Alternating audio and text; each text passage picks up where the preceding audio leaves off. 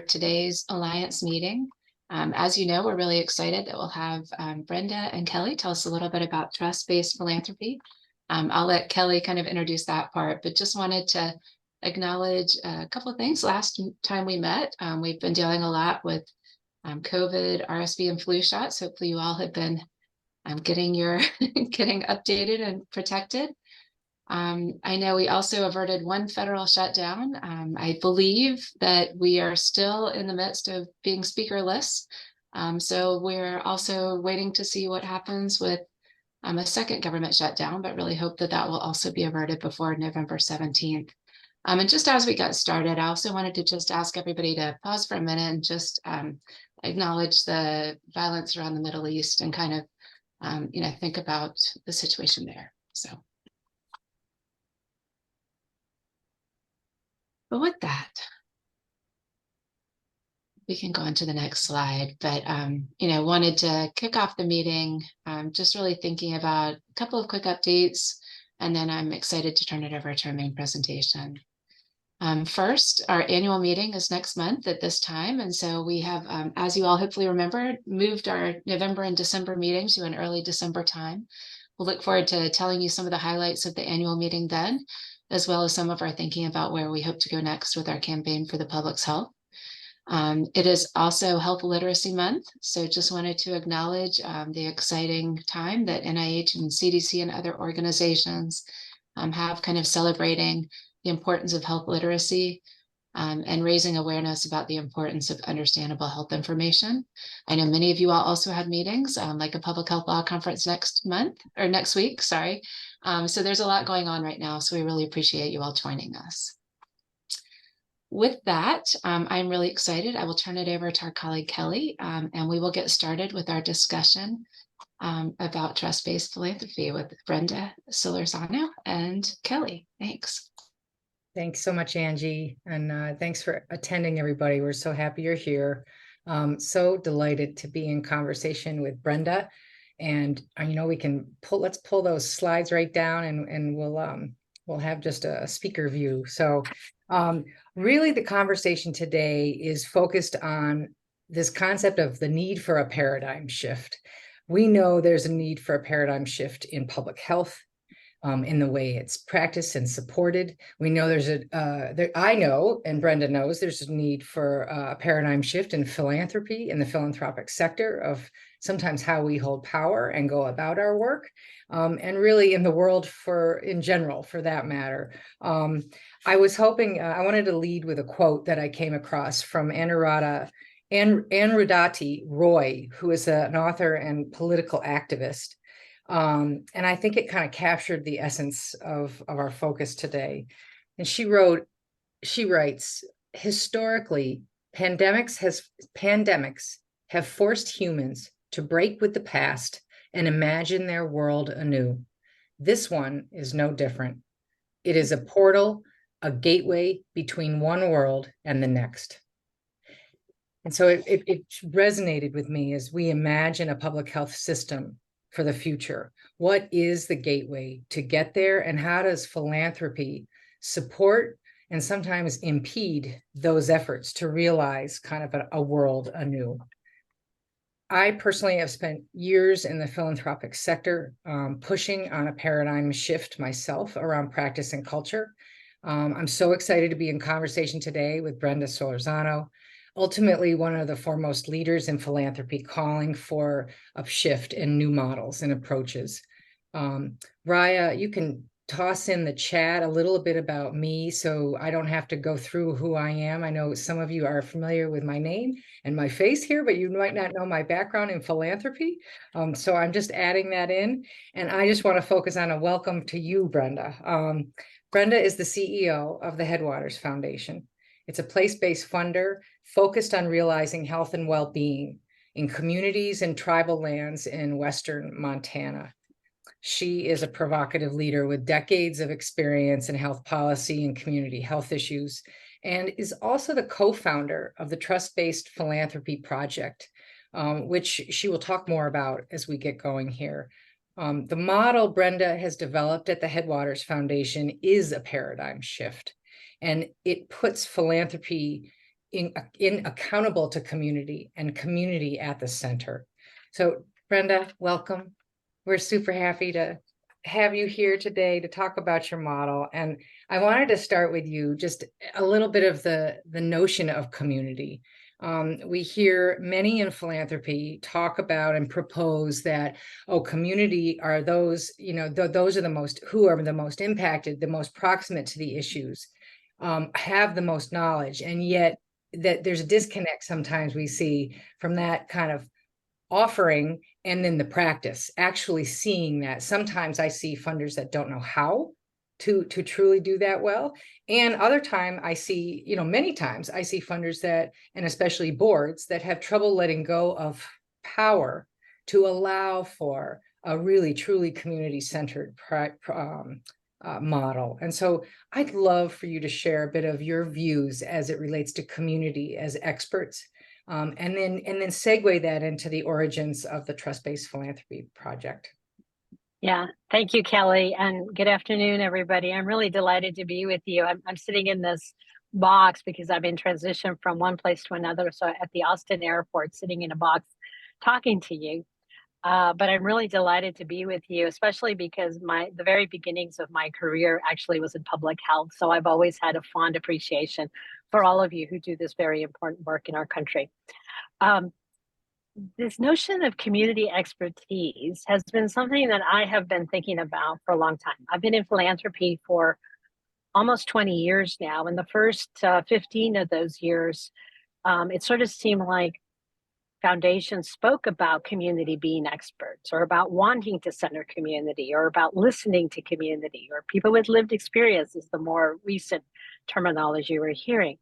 But the reality, when I looked at what was happening at the foundations I worked with, was that the experts, so academics, consultants, senior leadership team, the board, these were all the people that actually maintained the power, made the decisions about who was going to get access to resources, define what the problems were, define the solutions, and define what was expected of organizations and communities in order to shift health, to improve health.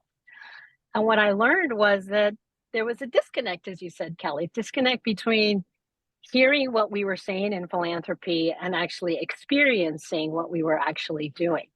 So I got frustrated with philanthropy because of this. For me, it became obvious that there was a game that was being played. People in the community, nonprofits, were playing the game of saying what they needed to say to be able to get the money to do the work that they actually thought needed to be done.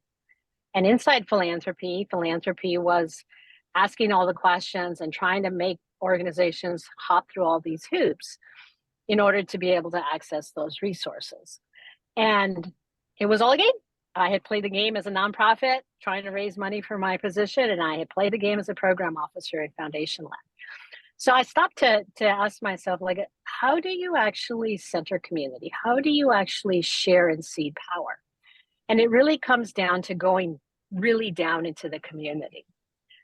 So for me, it meant when I first got to Headwaters, I spent the first 6 months doing what I describe as having 600 cups of coffee with anybody who would have a cup of coffee. And in Montana, there's less than 1 million people. So when you have a sample size of 600, that's pretty significant. And every time I talked to somebody, I would ask them, what do you want this foundation to be doing? What do you think are the problems in this community? What is it that you would like us to see us support? By the end of those 600 cups of coffee, it became very clear to me that what the community really was asking for was an upstream systems change approach to address social determinants of health. Now, that's a mouthful, right? For most community people, that's not what they said back to me, but that is in essence what they were saying. I could have paid a high-priced consultant a whole bunch of money to tell me the same thing. I could have asked my board, and they probably would have said the same thing. So for me, it became, a realization that community actually knows what the challenges are, what the solutions are, and they're just having to hop through all these hoops that funders, government and private, make them hop through in order to do the work to achieve social good. So that's where I kind of was when I got to Headwaters. That happened to also coincide with me sitting on a national conference planning committee with the Whitman Institute and the Robert Sterling Clark Foundation. Whitman's out of California, Robert Sterling Clark out of New York. they also were beginning to drive this conversation around what can philanthropy do differently.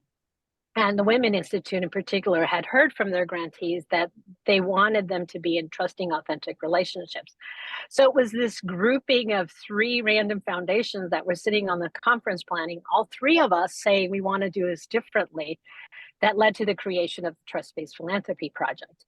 And when we first started talking, Kelly, we really thought that what we were going to do was elevate a conversation around what could we get philanthropy to start asking itself, what might a trust-based approach look like?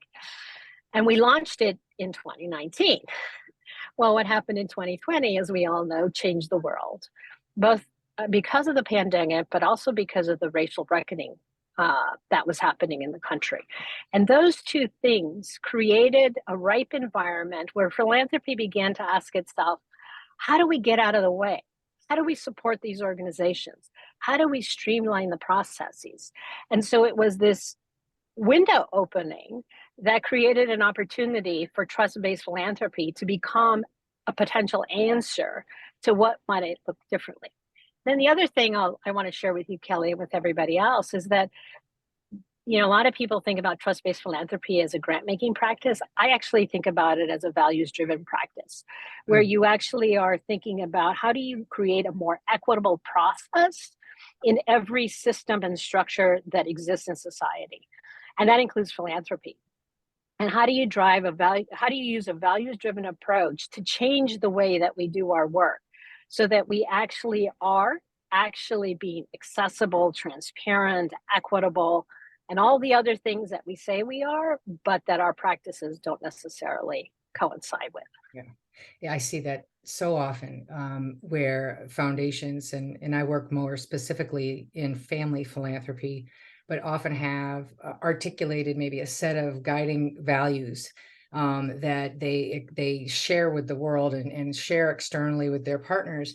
But if you peel back the curtain a little bit and the layers, what you see is those values are not accountable at the board level. They're not really accountable in actionable ways.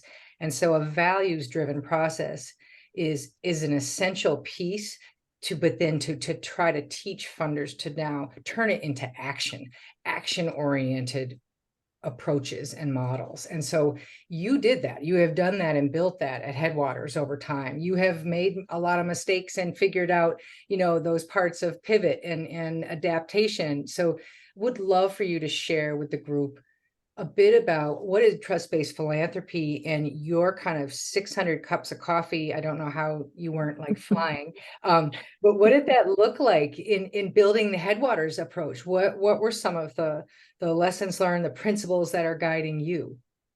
Yeah. So I started with this notion that community knows best. So that was sort of my first place. And also wanted. You started with the notion of what? What is it? Of community knows best. Community knows best. Thank you. Right. So that's why we started with cups of coffee. And then I started with how could we do grant making in a way that empowers community? So I'm just going to give you a couple of examples of what this has looked like. So the first example is, there's a lot of technology now that lots of fields use in different ways to streamline, expedite, make more efficient their work. In philanthropy, we're still doing the work the way we did it back in the 1950s, right? Like nothing's changed, really. So I said to myself, well, what might it look like if we use technology and eliminated all that bureaucracy and created a more level playing field with organizations that are small, that are run by BIPOC people, that don't have a huge development department, that have never gotten a grant from a large foundation. And what we did is we created this program called the Go Grants. The Go Grants are up to $7,500, so they're not a lot, but they're significant for many of these small rural communities. And we said, we're going to give you this money, and what we're going to do is we're going to create an automated system. So it takes about 5 minutes to apply. Because it's automated, we can approve in 24 hours and have a check out to a community group within a week. The way it works is the system has access to the IRS database that tells us whether or not they're a 501c3, tells us what their mission statement is, tell us if they're in our service area, and tells us how long they've been in operation. If they check off on all of that, they automatically go into a yes, which allows us to approve it immediately. And we've made over 300 of these grants over the last 4 years. They are the most amazing grants that I have been a part of in my career in philanthropy. Why? The reason is that organizations that would never have access to resources like the ones that Headwaters oversees have been given money to do what they know they need to do in their communities to improve health and well-being. And it is a starting point. And because we did it so quickly without them feeling like they had to jump through all these hoops, they believe they're trusted. And so they've now built a relationship with us where we are seen as more than a grant maker. We're actually a partner. And every year we go and visit the Go grantees and we collect amazing stories about the kinds of things that they have been doing.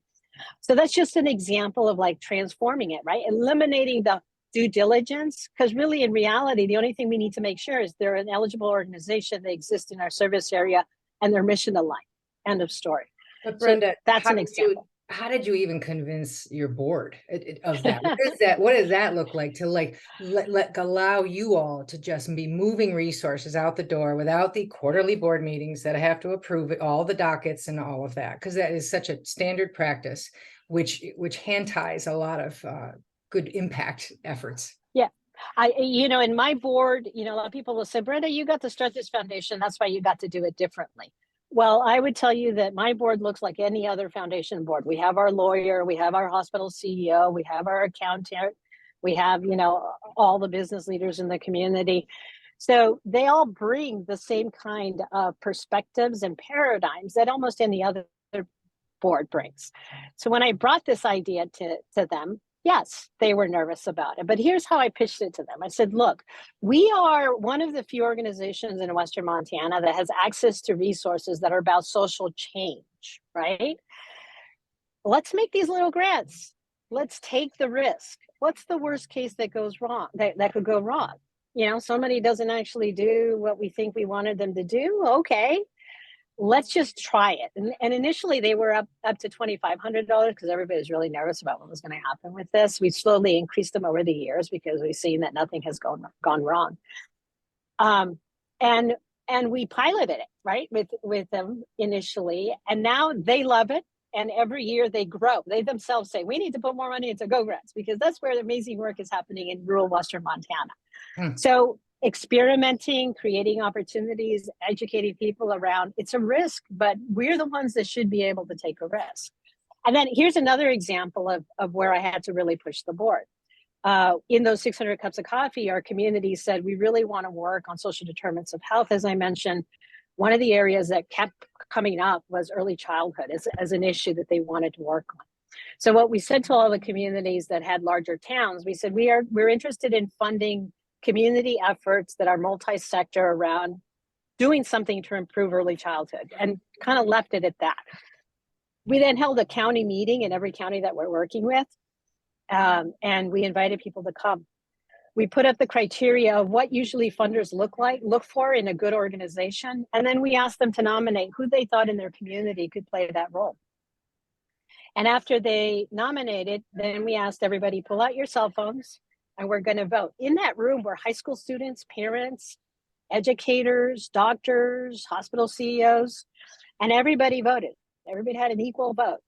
And we told every community, we're going to keep voting in rounds until one organization gets 70% of the vote in the community, and that's the organization we're going to fund. In every county that we did this, do you want to know how many rounds it took?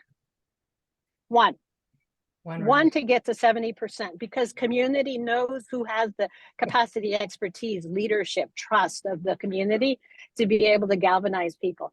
We did it in that afternoon. I can tell you that my board attended these meetings, and I had a board member, actually my board chair, come running up to me the first time we did this, completely and totally freaked out. Oh my God, Brenda, I can't believe we've let them, make this decision on their own. What if they pick the wrong organization? What if, all the what ifs. And I said, Mike, remember, this is what we said we're going to do. We're going to see power. We're going to test it out. We're going to be in relationship. Worst case scenario, they don't do what we hope they do. And then we won't fund them again. Pretty easy, right? Some of the things that those communities are doing today, some of the partnerships that we have with them are, I think, badges of honor now for our board. Yeah, I think that's really special, and real, really real. You talk a lot about, working in these counties, and it's really participatory grant making, and it is what I'm hearing. It's a model, it's a form of, but almost at another scale of just seeding real power in a collective, in a community oriented way. Talk to us a little about, the support efforts around improving health and well-being in Native American communities and tribal communities in Western Montana. What's been the journey there? What's the nuance as we get into, some of those really rural spaces and complexities around culture and approach? And what have you learned? And what are some of the unique lessons? I have learned a lot, is what I would say. I know a lot more about working on tribal land than I did when I got to Montana. I think one of the things we recognize is that trust isn't just granted, trust is earned. And when a tribal sovereign nation has history of being colonized and history of people coming in and telling them what their problems are and wanting to save them or fix them, there is a lot of resistance. So when I came in, and even wanting to have a cup of coffee, people were very not trusting of me. When I came in and I said, we want to do this differently, we want to cede power to you, people did not believe me. In fact, at one particular meeting, a young man, probably no more than 18, 19, came up to me and he said, I don't believe anything you're saying. There's people like you that have come in all the time, and I don't think we should even be having this conversation with you. You should take all your money and leave. And I was like, wow, he spoke truth to power, right? Secondly, he's right. He's absolutely right. I've been part of lots of different efforts where I've gone in to try to fix a community, to try to here's your problems and here's our solutions and here's our money, and now you report back to us. And so I've had to really step back and say, how do you build trust? You don't just get it because you have money. What you have there is fear.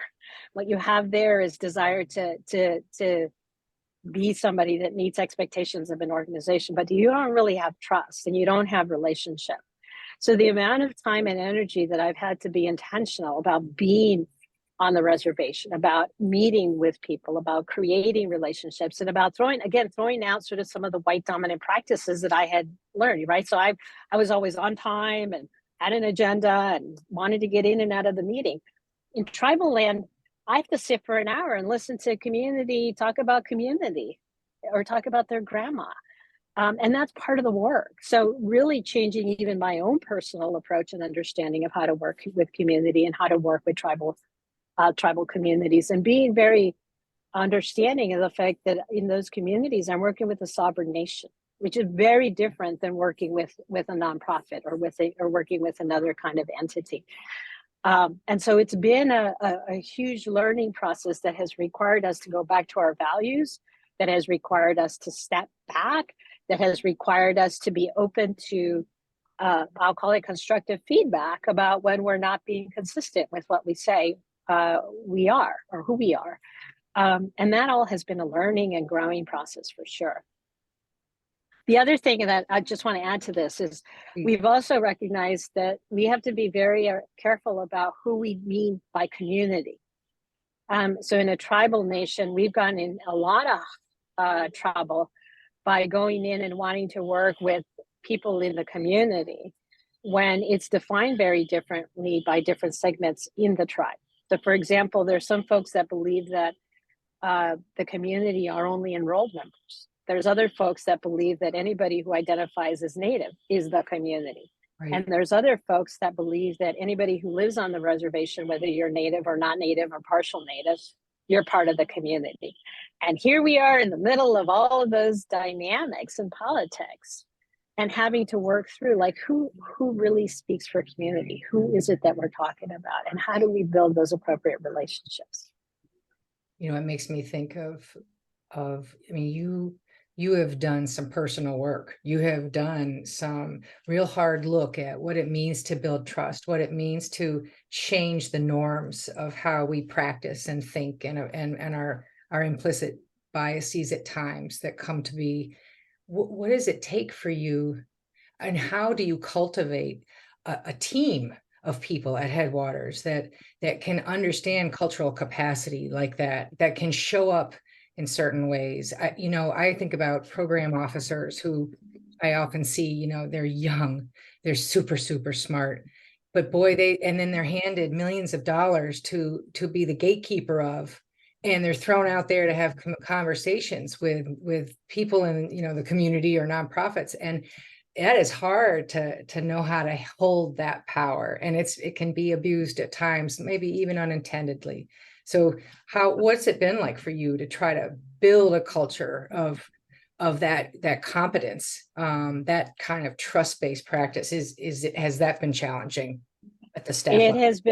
It has been extremely challenging. In fact, I often say it is way easier to do this work in a command control top-down approach, where you can dictate who does what, when they do it, how they do it, and what success means, than it is to do it in a trust-based way where you're sharing power, because it requires you to build the capacity of people to have trusting relationships. And we're human and we're imperfect. We're going to break that trust. Right. We're going to have to navigate challenging conversations. We're going to have to be okay with tension and conflict. Oh, and by the way, we don't learn any of that in school or graduate school, right? Like, Right. In fact, most of us are, I'll speak for myself, we don't have the best upbringing that teaches us how to be in healthy dialogue when there is conflict, how to speak truth to power, how to engage in ways that are vulnerable. So you have to teach that. You have to give people an opportunity to build those skills. So on my team, we did not do any grant making for a year. And the reason we didn't do that is that I wanted to spend the time building the capacity of my team to be able to engage in this different way. It required us to have readings. It required us to have conversations. It required us to engage in exercises to understand ourselves. It required us to understand the history of colonization in Montana and the different communities and different perspectives that we would be working with. It also required us to do that with the board. The staff was a little bit easier because they're a captured audience and I'm paying them. So it's a little bit easier to get Right. them there. The board was harder, but and it probably took me about a year with the staff, and it took me, I would say, about 5 years. So not until recently have I finally gotten to the point where I can say that my board is all values aligned and understands how we're doing this work. And we screw up all the time, and we have to, kind of revisit and have these conversations over and over again, because it's a journey. I don't think we're ever going to all get there. That's it. So we just have to keep working at it. No, that's it. It is a journey. And I think it's a forever journey, particularly, I think, for more white dominant boards that are trying to really do systems change work at public health, in around health equity, all of those domains. It requires a personal and collective journey to look at ourselves a bit. I'm excited to open it up because we wanted to give a lot of time for questions and conversation with Brenda. So be thinking of your questions. Feel free to use the chat to add things in, and we'll be monitoring that. But I'd love to just kind of, before I do, shift it a minute to just the philanthropic sector more broadly. For you, Brenda, in the bolder practice that you're taking, and in this kind of more abundance practice, I know philanthropy often takes a very scarcity approach, and you can talk to that a little bit. But what reactions are you getting from philanthropy, from the sector, as you've been on quite a speaking tour, I know, and writing and all the resources that come out around trust-based practice and so forth? What's the reaction you're getting? Where are you seeing some of the greatest hesitations for change, and what's our journey ahead for this sector? Yeah, it's been really interesting and eye-opening, because a lot of assumptions I had about who would be willing to uptake this and who wouldn't have been challenged. I definitely feel like the pandemic and the racial reckoning work created a window of opportunity for the field to explore this. And I think it's a growing movement. So if you pick up any philanthropic press, go to any philanthropic conference, there'll be some element of trust-based philanthropy that is being talked about. So for me, it's definitely in the mix, in the water. Unfortunately, I think that there are too many examples that are now indicating to me that people are not understanding the totality of this practice, that it is a values-driven approach, that it is about sharing and ceding power, and instead simplifying it to the lowest common denominator, which is you do multi-year general operating grants and you walk away, you don't care about impact. I mean, that's I'm being, kind of excessive there, but that's how it's being watered down, and that's not a reality. And so part of what I'm trying to do is go out and say, it's far more complex than that. And we are strategic. We do want to have impact. We're just changing the paradigm on who's getting to define all of that. And we're actually eliminating the bureaucratic processes that inhibit people's access to resources to do the important work. And instead of being grant makers, we're thought partners, conveners, connectors, supporters of our grantees. That is far more a valuable relationship than just writing a check. So I do think that there's trust washing, but there's also a huge appetite for it. I'm speaking today in Austin. Next week I'm in Detroit. So I know that there's a lot of different people that are very interested in how this could possibly work. Some of the resistance have come from people who have historically held power. So if you're an executive C-suite, if you're in the legal field, if you're in the financial field, or if you sit on the board, those are the places where I find the most resistance. And I think it's the inability to be open to maybe somebody else is a little bit smarter or could have a little bit better perspective on how this could work. And also, I think a lot of our academic training, if you think about it, our academic training, pick any field, is about proving yourself, demonstrating your expertise, getting good grades, scoring high on the exam. And so you bring that mentality, myself included. I'm a trained as a lawyer, and I had all kinds of lawyer tendencies before I started thinking about changing my practice. And so I think that's where I'm getting resistance. The other place that has been interesting to me is that some large liberal coastal foundations have also been resistant, not in theory to what we're talking about, but in letting go of the power. So there's a lot of foundations that say we're community centered, we're about equity, they say all the right things, and they're funding all the right people to do the kinds of things. But the way they treat their grantees and their staff are completely at odds with what we're talking about in terms of having a safe, trusting, transparent environment. And so when I go and speak to those foundations, I get a lot of pushback because they feel like, hey, we're out there leading on racial equity. Why are you coming in and questioning us on this?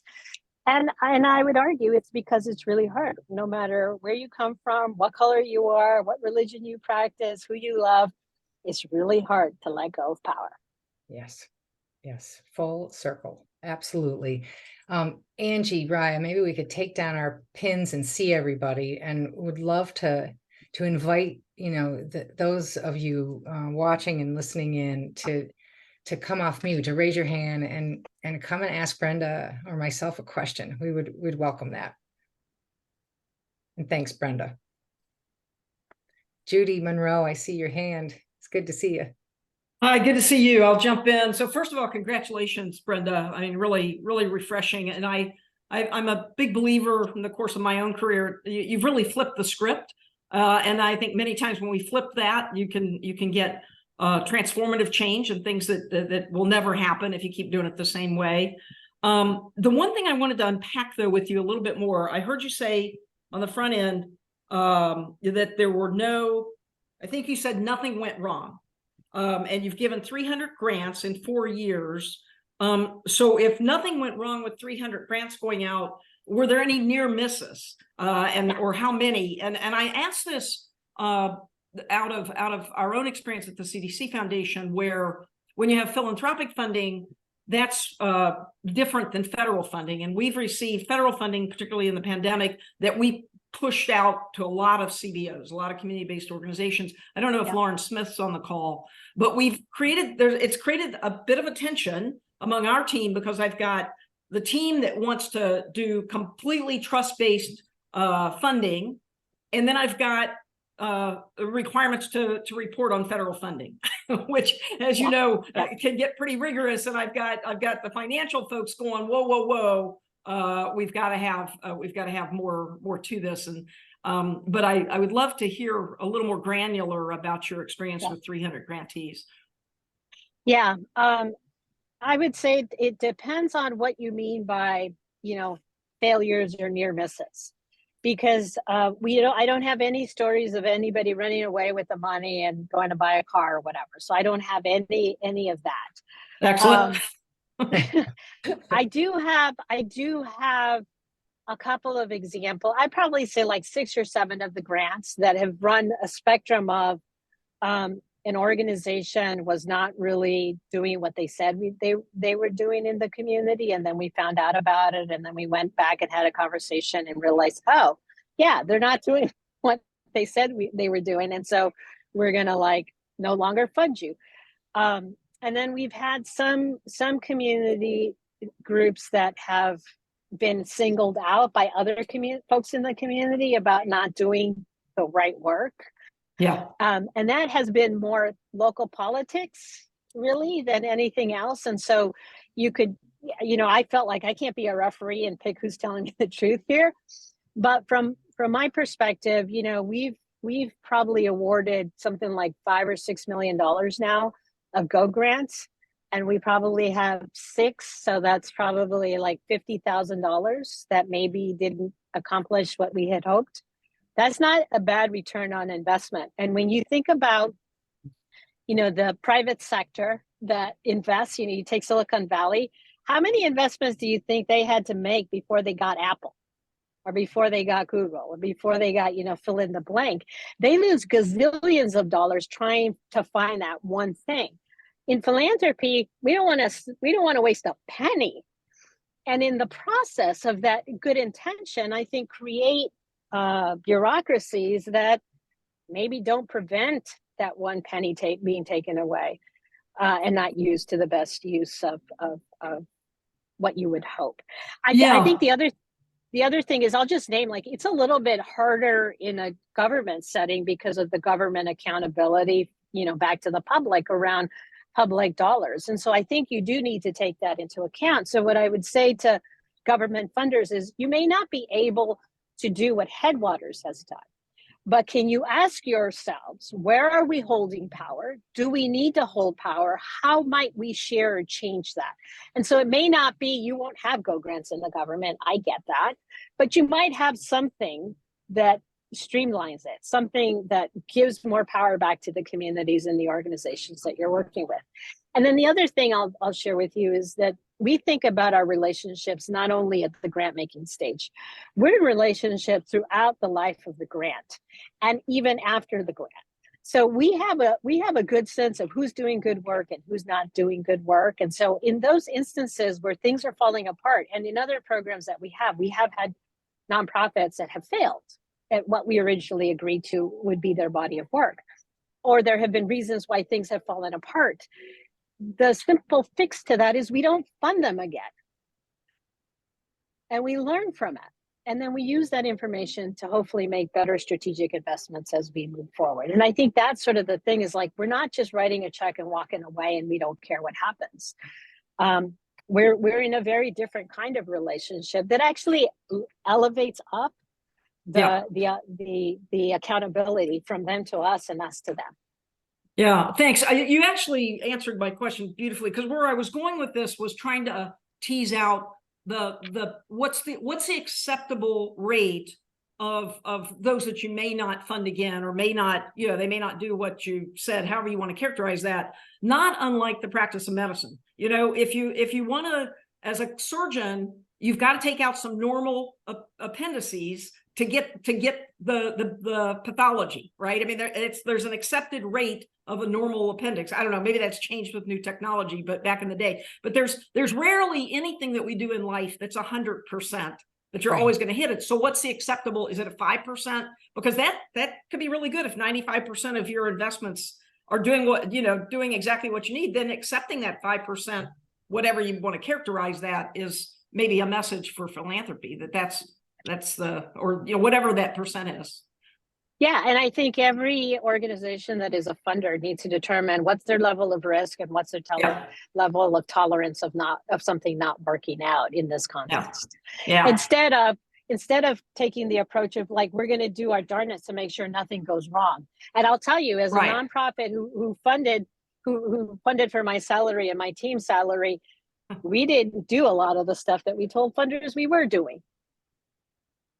We were doing the work that we thought we needed to be done, and then we told the story that we thought the funder wanted to hear. And then you create badges of honor, right? I love the term, exactly. The badge of honor then for the boards. Yep. Yeah. Well, great work. Thanks, Judy. Asma, I'd love to turn to you. Thank you. I'm another CDC Foundation voice, so I will cede after this quick question. But thank you so much, Brenda, for your incredible presentation and all the work that you're doing. This has gotten me thinking a lot. I haven't been in philanthropy for that many years. This would be my third year, but a lot of what you're describing has certainly been my experience in the different positions I've held. I'm curious what your take on the requirement of this paradigm shift towards trust-based philanthropy, going back to needing to address some root cause issues. And one of them being acknowledging that a lot of this is rooted in racism. A lot of this is rooted in individuals not wanting to grapple with that. So what part of this, or how much of this paradigm requires us to grapple with those questions, especially for leaders in these organizations, especially for boards? How much of this requires accountability for being anti-racist and doing that work on an individual level and on a systemic level? Because I've noticed, even in spaces when we say, yeah, we want to be trust-based in our philanthropy and in our practices, you can only go so far until you hit the point of, well, why do you think that way? Or why do you think we can't do this? And then it's very easy within a construct of, white supremacy tenets of workplace culture, for instance, to tweak what trust-based philanthropy actually means into the existing framework to be like, well, we're just going to do this and not really that. So just curious, how much of this requires those conversations as a prerequisite instead of jumping into, let's just start changing some of our practices and hope that it'll work. Yeah, thank you, Asma, for asking that question, because it is clearly what I was referring to, but maybe didn't talk to explicitly when I say about the trust washing. That it's really easy to do the 6 practices of trust-based philanthropy, which are all around grant-making practices.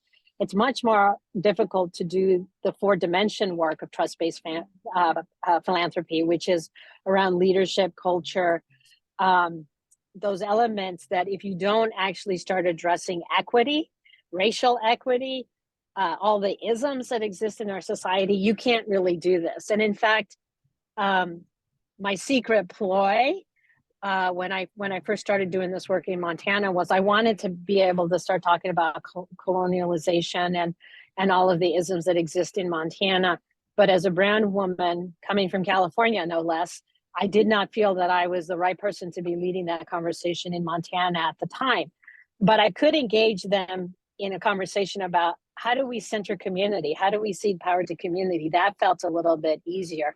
But eventually we hit that road and we had to have that hard conversation and do that hard work. So this is our way to get to equity in Headwaters. And the board has had to do some very deep individual and collective work. The staff had to do part of that year-long process was doing that racial equity work that we've had to do as individuals and as an organization. So we started Headwaters back when I got here in 2017. We started grant making at the end of 2018, beginning of 2019.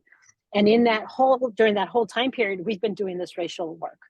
And what I can tell you is that my team was really mad at me because when the George Floyd murder happened, they wanted me to come out with a public statement. And I said, I can't because we haven't done this work. And I'm not just going to do the thing the politically correct thing and put out a statement. Until we do our work, we cannot. We are going to be releasing our new strategic framework in January. Racial equity will be one of our central values. We will be taking a public stance on it, and we will be having a statement of commitment to it. We couldn't have done that work if we hadn't started someplace. So for me, trust-based philanthropy is an entry to try to get to racial equity work. they exist together. They're not separate. And you're right. There are some people that are saying, well, I'll just do this and then I don't have to do the hard part. And if you're not doing the hard part, you're not being a trust-based funder.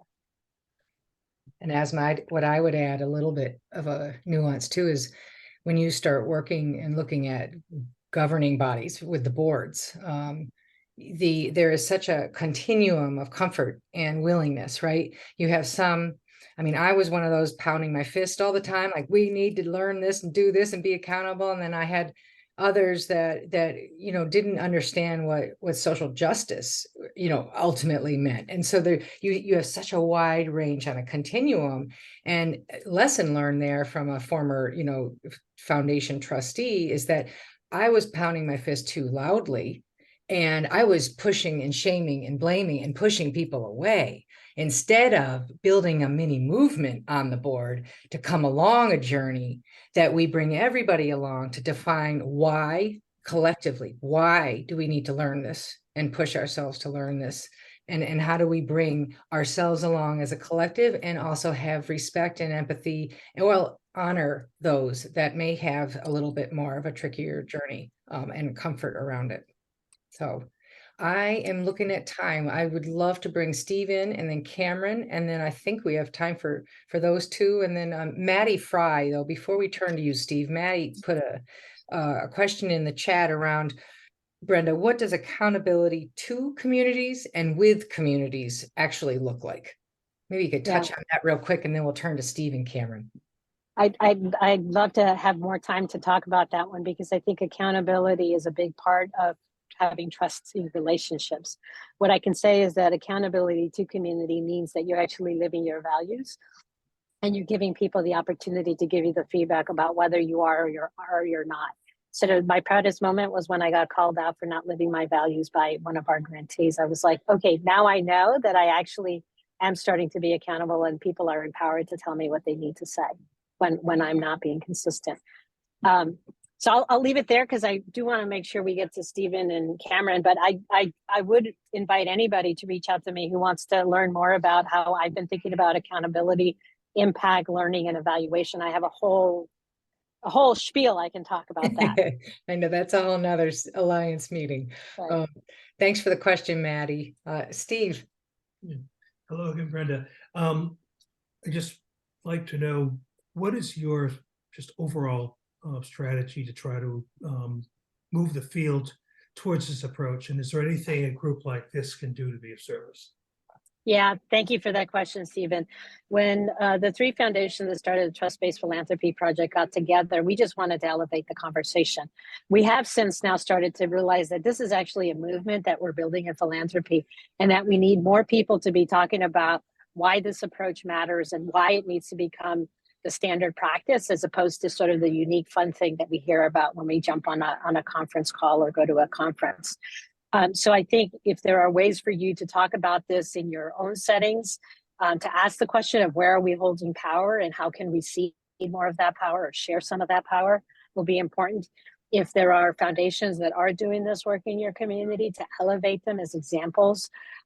If there aren't people that are doing it in the communities or the issues that you work with, inviting them into a conversation. I'm always happy to go anywhere and everywhere to talk about this, because I believe that it's not helpful to Headwaters grantees for us to be the only foundation that is doing this. It has to be an entire field-wide shift. And that's why we created the Trust-Based Philanthropy Project. And initially we thought that it was going to be a 5-year project. The 5th year will be at the end of next year. And we're sitting right now and saying, we're creating a movement. We're creating a paradigm shift. We've now got, the Trust-Based Philanthropy Project. It's a website you can go to. We've got resources. We've got a listserv. We've got a group of ambassadors. We go around and speak to different audiences. We're always available to folks. We now realize that when we put on a webinar, we have over 1,000 people show up from philanthropy across the world, quite honestly. We have 500 unique visitors to the Trust-Based Philanthropy Project website every week. So we do think that there's something happening in terms of people being interested in this. So letting people know about that resource. And for us, we're asking ourselves, what's next? How do we continue to support this movement and this change so that trust-based philanthropy does become the norm? I don't know what the answer to that is, but stay tuned. We'll probably announce something early next year. Good. Thank you. Cameron, please come in. Good afternoon. My name is Cameron Brown, the current KP APHA fellow.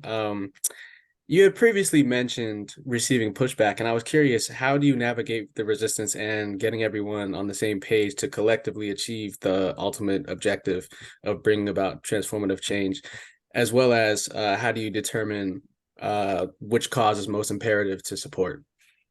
Yeah.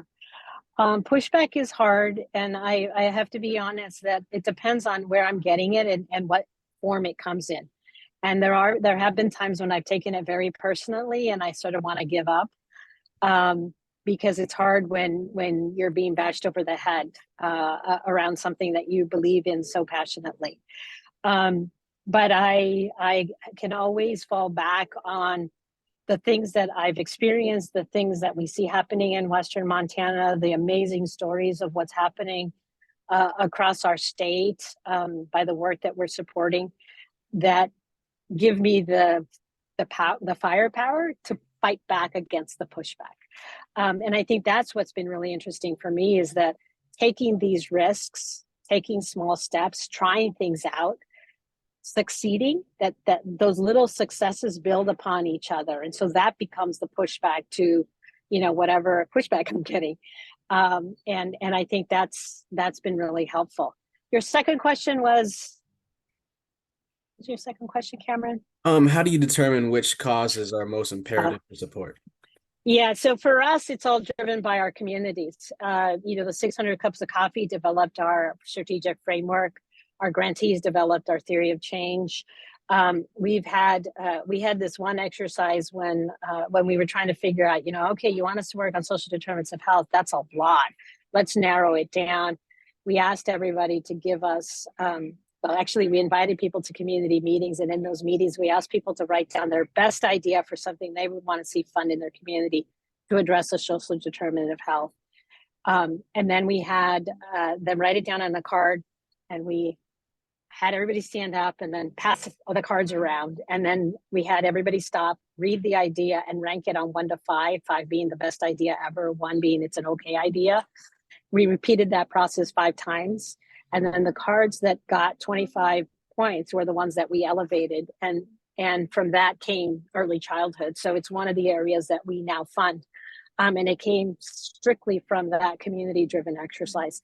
Another one that we've done is we've used design thinking. We build the skills of a tribal community. We brought in design thinking experts to train community leaders to lead the design thinking process. And in that process, the community spent 3 days talking about what were their biggest health challenges, coming up with ideas of what they thought would be the best solutions. They then pitched the ideas to each other, and then as a community voted on the one that they wanted Headwaters to fund. So really constantly going back to the community to help define what are the most urgent and pressing causes that we should be prioritizing. Thanks for that question, Cameron. I know we're about 3 minutes to the top of the hour. Martha, can we do it really quick? As I do, I want to get everybody's voice in here, and we've so appreciated the engagement. But I'll end on a note with you, Brenda, and then turn it back to Angie. Brenda, can't resist asking, how will you engage in the policy conversation that's likely in Montana next session and the state legislature on Medicaid, keeping Medicaid expansion? Oh my gosh, if you have any ideas for me, please send them my way. We have been very lucky that Montana did decide to do the expansion. Unfortunately, it was under a previous administration. We do believe that it is at risk. We are right now supporting almost every single policy advocacy organization in the state to try to elevate this as an important issue. We are going to be coming out shortly with a Faces of Public Assistance report, because we want to be able to tell the story of, like, it's actually your moms and kids and your neighbors, and it's not these like people that are sort of the false narrative that is being created. And then really trying to figure out how can we use our pulpit as a foundation and elevate the needs that we see from our grantees in our communities, and why this has been such a critical part of keeping Montanas healthy. And we're willing to do whatever it takes. We're also lucky that we have the Montana Healthcare Foundation that is based in Montana, and they have been great partners to us on this. And we're working with the Hospital Association, the Primary Care Association, as well as the advocates to try to make sure we don't lose ground on this. Thank you. Thanks for the good question, Martha, and for everybody's engagement on this. Before we turn it back to you, Angie, Brenda, 3 basic steps that the sector can take right now about shifting a paradigm. Yeah. I think 1, learn more about what trust-based philanthropy really is about and how it's connected to equity. 2, ask, where are you holding power, and how can you begin to share or cede that power? And 3, start somewhere. I came across a little note the other day, and it said, you don't eat the fruit the day you plant the seed. And I think that's also true with trust-based philanthropy, is start somewhere, knowing that the full realization of what the capacity of trust-based philanthropy can bring to your work is probably years down the road. Awesome. Well, we thank you so much for this lively conversation. It's been a treat to see you again and get to be in this chat with you. And thanks for all you do and all you lead on in the field. It's really important and inspiring. Thank you, Kelly. And thank you to everybody for listening to me to ramble about the things I love to ramble about. It's all good. Angie, back to you. Thanks so much. And I know we're right at time, but just wanted to let people know we wanted to share updates. 1, our annual meeting is November 12th to 15th. I know a lot of you all will be there. We're going to share with you by email the sessions that we're hosting, but would love to hear the sessions that you all are doing that you think are relevant to our alliance. We have a Google Doc that I believe we will put a link to in the chat, but we'll send it also, as well as the sessions that we're having around the alliance. We'll have a booth, but we really hope to see you all there. And if you are there, please let us know so we can hopefully share information about what you're doing too, and see many of you in person. With that, it was great to see everybody. Brenda, thank you so much. I know I learned a lot. I'm sure everybody else did. And thank you, Kelly, for a great job facilitating. Happy day, everyone. Safe travels, Brenda. Thank you. Much.